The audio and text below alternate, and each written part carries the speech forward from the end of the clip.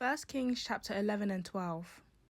So in chapter 11, Solomon marries many foreign women, and God's law specifically forbids Israelites from marrying foreign women because many foreigners were idol worshippers, and God didn't want that influence among his people.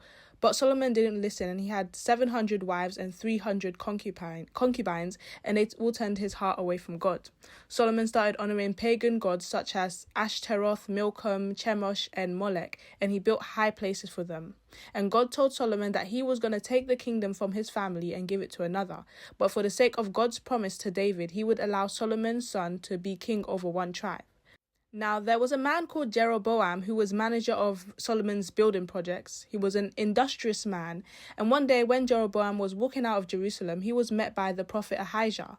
Now, Ahijah tore his new garment into 12 pieces and told Jeroboam to take 10 of them, saying that God was going to tear the kingdom of Israel away from Solomon's son Rehoboam and make Jeroboam king of 10 of the 12 tribes. And God promised to bless Jeroboam's kingdom and household if he would keep the laws and statutes of the Lord.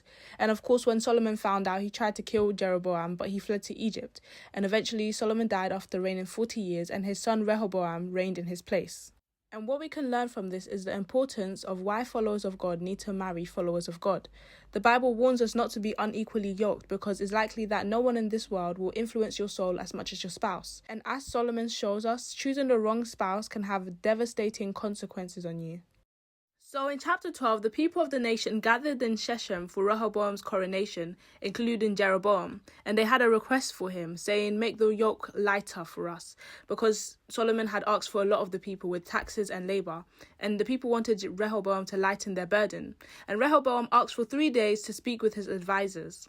He first consulted the elders who stood before King Solomon, who urged him to be compassionate and listen to the people.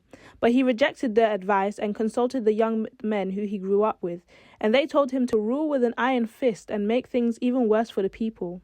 Rehoboam listened to his friends, and of course his response backfired, and the 10 northern tribes rebelled, rejecting his rule over them and splitting the nation into 2, leaving him to govern only the tribe of Judah.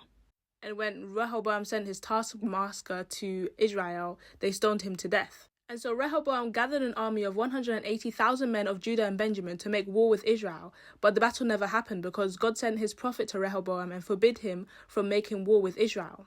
The people of Israel made Jeroboam their king, and sometime after Jeroboam was made king, he started worrying about his people in Israel going south to worship at the temple. He was worried that their loyalty would shift back to Rehoboam and he would lose power.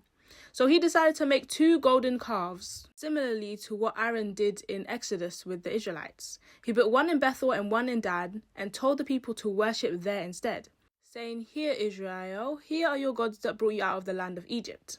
And the people accepted Jeroboam's idols, and it became a great sin in Israel. Jeroboam also appointed priests that were not Levites, and he appointed a feast day, the 15th day of the 8th month, so that the people wouldn't travel to Jerusalem for the God-appointed feasts. This chapter shows us the dangers of listening to bad advice from people close to us, as well as highlighting the dangers of making decisions without God. As Christians, we should be mindful of the influences in our lives and remember to put God first in all that we do. God bless you.